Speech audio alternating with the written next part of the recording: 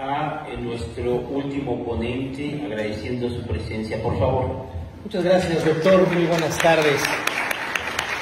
Pues bueno, después de haber escuchado la excelente conferencia magistral del señor ministro en retiro, el doctor José Ramón Cosío, al igual que de mis compañeras Juliana, Gaby, Paula, y del doctor Eduardo Castellanos, pues simple y sencillamente lo que me voy a permitir hacer es una pequeña reflexión sobre las diferentes análisis que hicieron cada uno de ellos en relación sobre los derechos humanos. Hay un libro que establece un cuento que habla Hay jueces en Berlín. Últimamente he visto alguna columna del ministro Alcántara donde en este libro o en este cuento establece José Estevez Pardo que había una vez un rey en Prusia que era Federico el Grande, que se encontraba efectivamente en su reino, y entonces enfrente de él había un molinero que se llamaba Arnoldo, y que en una ocasión el rey, al sentirse invadido por el molino, porque se escuchaba y no le permitía al rey tener una fiesta o una reunión, llegó con el molinero y le dijo a Arnoldo: quiero comprarte el molino. Y le dijo: no, entonces si no lo quieres te lo voy a quitar y te lo voy a destruir. En ese momento cuenta la anécdota que el molinero le dijo: hay jueces en Berlín. Él acudió a un juez, el juez detuvo que se destruyera el molino porque efectivamente el rey no podía quitarlo porque se estaba afectando el derecho a la propiedad. Bueno, si el rey el Grande se quejaba de que el molino le quitaba la vista y que aparte le ocasionaba un sonido el cual no le permitía estar, si presentaran hoy el caso ante la Suprema Corte de Justicia o al Tribunal Colegiado Juzgado Distrito, estoy seguro que se concedería una suspensión a favor del rey y que el molinero tendría que destruir su molino, porque hoy en día habría una afectación al medio ambiente sano, se afectaría la visualización, es decir, habría una afectación visual y por lo tanto el molinero se quedaría sin su molino. ¿Por qué? Porque simple y sencillamente el derecho se va transformando, el derecho se va modificando. Y hoy en día nuestro juicio de amparo nos otorga la oportunidad que aquellas personas que se sienten afectados en su patrimonio, en su dignidad y afecte alguno de estos derechos humanos, pues obviamente se afecta una regulación o una normatividad que está en la norma 081 de la Secretaría del Medio Ambiente, donde efectivamente una autoridad municipal o federal, al analizar los decibeles de algún establecimiento, si éste afecta más allá del 70 decibeles en materia de carácter industrial o en zona residencial que se establece 50 decibeles o en alguna otra casa, en otro lugar como pudiera ser una escuela, pues si esta persona tenía un molino que afectaba efectivamente en sus decibeles al rey, hoy el rey es el que tendría la razón. ¿Qué es lo que nos dice el cuento y esta anécdota por parte de su servidor? Que el derecho es cambiante, que el derecho va mutando, que el derecho en todas las épocas, circunstancias y sociedades va generando una nueva construcción jurídica. Y esta nueva construcción jurídica nos da la oportunidad de reflexionar el por qué la ratio iuris, la ratio legis del legislador y por qué creó la norma. Por eso mismo, hoy en día existe una crítica exacerbada hacia los jueces de distrito, tribunales colegiados, cuando ellos en alguna ocasión pudiera ser, se arrojan facultades o funciones legislativas y ponen elementos respecto de lo que el legislador quiso decir o no quiso decir en relación con esta cuestión. Y entonces la crítica que se hace, en este caso, a los jueces, que es denominada por algunos autores como el gobierno de jueces. Sin embargo, esta circunstancia al día de hoy nos hace reflexionar sobre si realmente existe un gobierno de jueces o realmente hay una autoridad política, administrativa, legislativa que el día de hoy está afectando los derechos consagrados en la Constitución, en los tratados internacionales o en aquellos criterios que actualmente se conoce por parte de estos tribunales, lo que se denomina el hard law o el soft law. Es decir, si existe una resolución por parte de los tribunales internacionales que obligan al Estado mexicano o obligan a los estados que firmaron un convenio o que de acuerdo al Convenio de Viena, efectivamente, en la firma de tratados es obligatorio para aquellos estados, o en su defecto, como la Corte Interamericana de los Derechos Humanos, que a pesar de que existan resoluciones que no afectan de forma directa, en este caso, a los estados partes, en este caso a México, ya se acreditó a través de un criterio por parte de la Suprema Corte que no solamente los criterios que están las interpartes, sino que todos aquellos criterios o jurisprudencias de la Corte Interamericana de los Derechos Humanos deben ser obligatorios para el Estado mexicano. Luego, entonces, yo aquí, en relación con el amparo sobre un medio de control de la Constitución, es que nos preguntemos si al día de hoy es un instrumento, es un medio de defensa accesible, fácil, para los ciudadanos o las ciudadanas, en este caso mexicanas, para poderlo interponer los juicios de amparo indirecto o en su defecto amparo directo.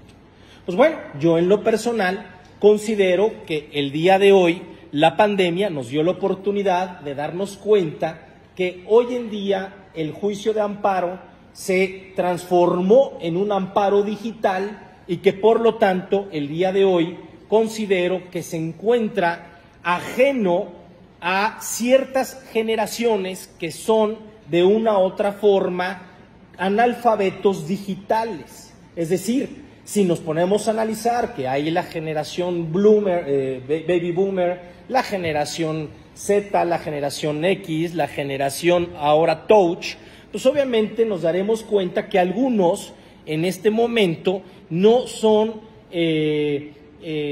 no tienen esa capacidad para efecto de desarrollar estas habilidades digitales y con ello presentar los recursos, promociones, analizar digitalmente.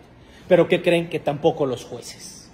Y entonces estamos ante una circunstancia o una disyuntiva donde estamos ponderando lo digital y a veces estamos dejando la reflexión y el análisis de la sentencia y de carácter argumentativa. Otra cuestión muy importante. ¿Por qué el amparo nada más son 15 días para interponerlo en amparo indirecto? Es decir, en amparo indirecto es claro que podemos promoverlo contra actos previos a un juicio, dentro de un juicio o después de concluido un juicio. Y en amparo directo, pues es una clara regla que se establece que se podrá promover el amparo en contra de laudos o sentencias definitivas o resoluciones que pongan fin al juicio. La pregunta es, ¿por qué seguimos con esta circunstancia?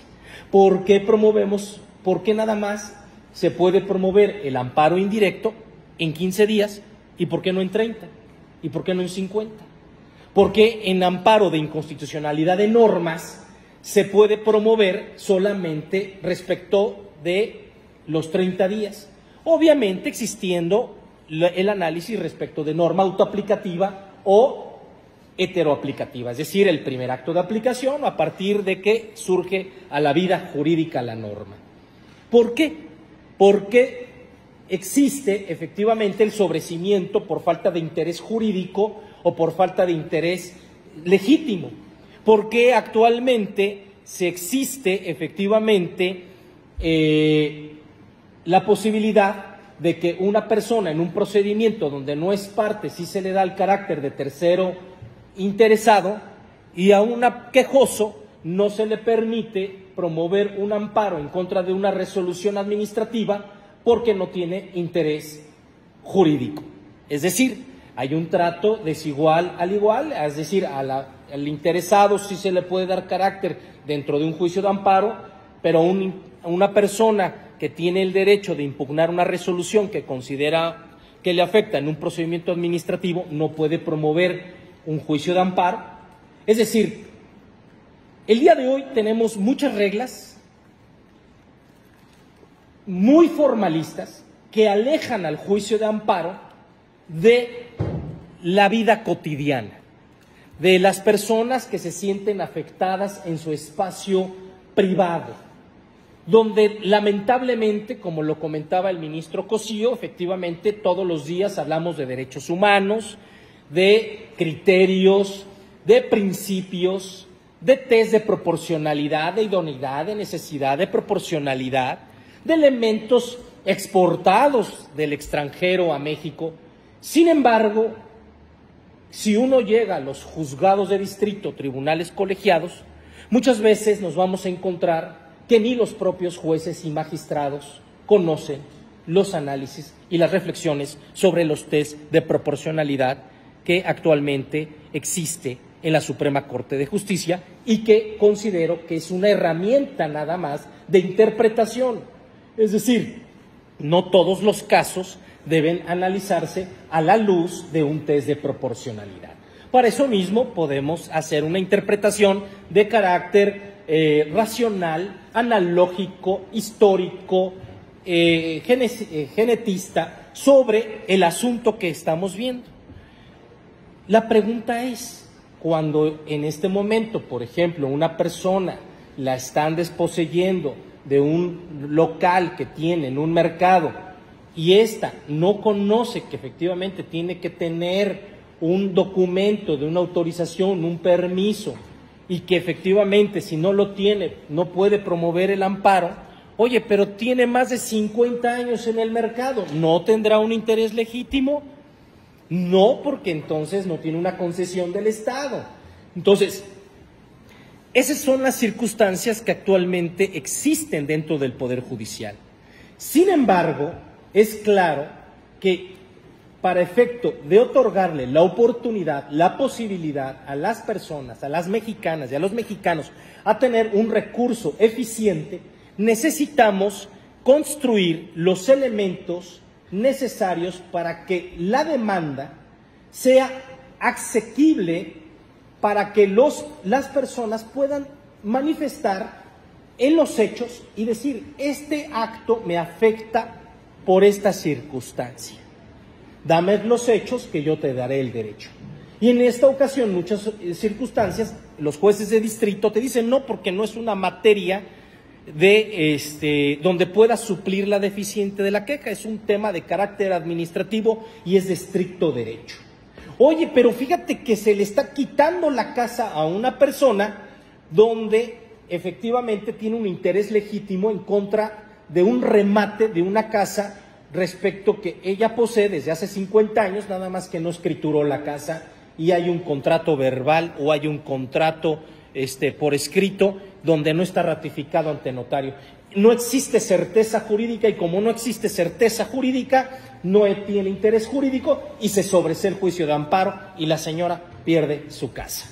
Entonces, quiere decir que efectivamente el derecho al día de hoy no está dando soluciones a la problemática de una sociedad que existe una pluralidad por completo, pluricultural, pluriétnica, en una sociedad donde efectivamente la falta de educación, donde son pocas las personas que acceden a las universidades, al conocimiento, donde actualmente se siguen haciendo muchos actos de carácter jurídico de forma verbal, y entonces las autoridades, los jueces, pues simple y sencillamente no están resolviendo la construcción de una solución, sino lo están generando. ¿Por qué? Porque aparte tenemos un grave problema que se llama que hoy se llama que están saturados los juzgados por excesivas demandas de amparo, pero también por la falta de celeridad de administración de justicia en el país. Y pues vemos que un amparo que puedes promover en el 2019, hoy 2023, todavía no se ha resuelto, porque aparte presentas una queja que tarda un año o una revisión que tarda un año y medio y que a pesar de que los términos se supone que son perentorios, no lo resuelven. Pero sin embargo estamos ante una disyuntiva donde por un lado se ataca todos los días al Poder Judicial de la Federación y la Suprema Corte, y nosotros, como operadores jurídicos, tenemos que defender al Poder Judicial y la división de poderes. Porque si nos sumamos también al enojo institucional, porque se están otorgando suspensiones que para mí, en lo personal, sí son necesarias para efecto de evitar daños de imposible reparación o que puedan trascender dentro de la afectación de la dignidad humana de las personas o de las familias. Yo sí quiero concluir diciendo una frase muy importante, sobre todo que estamos con jóvenes. Yo les voy a ser honesto, yo participé hace 28 años en este auditorio en un concurso estatal de oratoria. Y me siento muy orgulloso de estar en este auditorio. Y les voy a comentar otra anécdota. En este auditorio yo tuve la oportunidad de ser presidente de la Sociedad de Alumnos de la Escuela Libre de Derecho de Puebla y después formé la Federación de Estudiantes de Derecho de todo el estado, donde la Benemérita era parte. Y creamos una sociedad de alumnos, un consejo estudiantil en todo el estado, donde nos integramos para platicar, crear proyectos, nuevo federalismo, temas de análisis de estructura legal. Le estoy hablando de hace muchos años, casi 27 años, 28 años. Bueno, pues en esta universidad no entraba un gobernador después de que varias circunstancias se dieron a esta universidad durante 40 años. Y en este mismo auditorio, en esta misma organización, entró por primera ocasión un gobernador después de 40 años, que fue don Manuel Bartlett, que fue gobernador, y estuvimos aquí. ¿Cuál es el comentario que les quiero decir a ustedes después de la reflexión del ministro Cosío, de mis compañeras? Para concluir, vi una anécdota el día de ayer que llegó una persona a pedirle un boleto del tren a Albert Einstein. Y Albert Einstein agarró y le dijo: señor, su boleto. Le dije: discúlpeme, no lo encuentro, no se preocupe, sé perfectamente quién es usted. No necesita el boleto, todo el mundo sabe que, y sabemos de la honestidad que usted tiene. Se va el policía y en eso se da la vuelta y se da cuenta que Albert Einstein sigue buscando el ticket del tren. Dice: señor Albert Einstein, usted es muy reconocido, no necesita el ticket.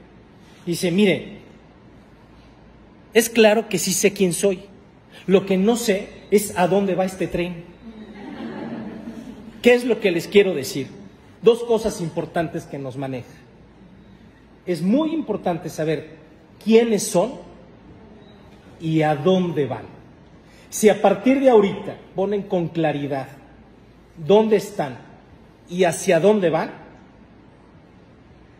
tendrán la clara decisión que el día de mañana, así como lo hizo José Ramón Cosío, algún día soñó con ser ministro y logró y fue ministro de la Corte. ¿Por qué? Porque tuvo la claridad de quién es y hacia dónde ir. Ahora la pregunta sería: ¿a dónde quiere ir? Muchas gracias, muy amable, muy buenas tardes.